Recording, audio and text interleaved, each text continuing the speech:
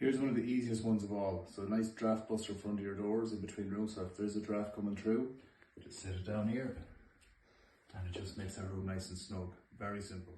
So it's very important to get familiar with your heating system. So these can all be different. So look, but it's the same principle over and over. You just set the time, set the temperature, and it's usually set into different zones. So if you're kind of looking at it, kind of going, oh, I don't have the manual for this, I don't know where it's left. Go onto YouTube. All these things are on YouTube, and it'll show you exactly how to set them.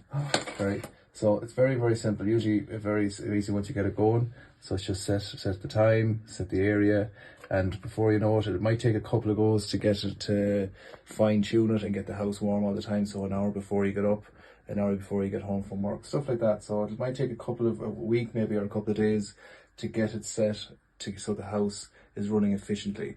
But the amount of money that will save you is incredible. Okay, if you're having heat on when you don't need it, it's just burning money. Okay, so get familiar with your heating system, get onto YouTube, find out how it works, and figure it out for yourself. You'll be very glad you did.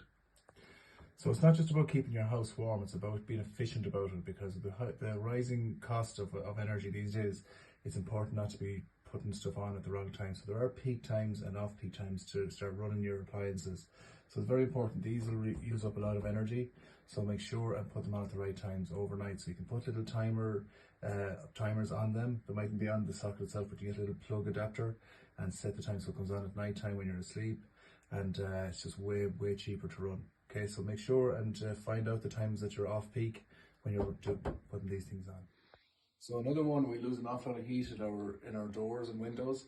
So get good heavy curtains, and if you don't have them, double up, stick on a second curtain there, and you'd be surprised how much of a difference that makes. You can see it there when the curtains are open. You can feel the cold come in, and when you pull them over, you can feel how warm it gets. Finally, and probably the most common sense of all, get a nice big blanket for yourself. So nice and cozy and as big as possible. So you can keep yourself nice and warm when you're on your own, not waiting for the house to heat up. Plus, get it nice and big so you can snuggle with the people you love this time of year.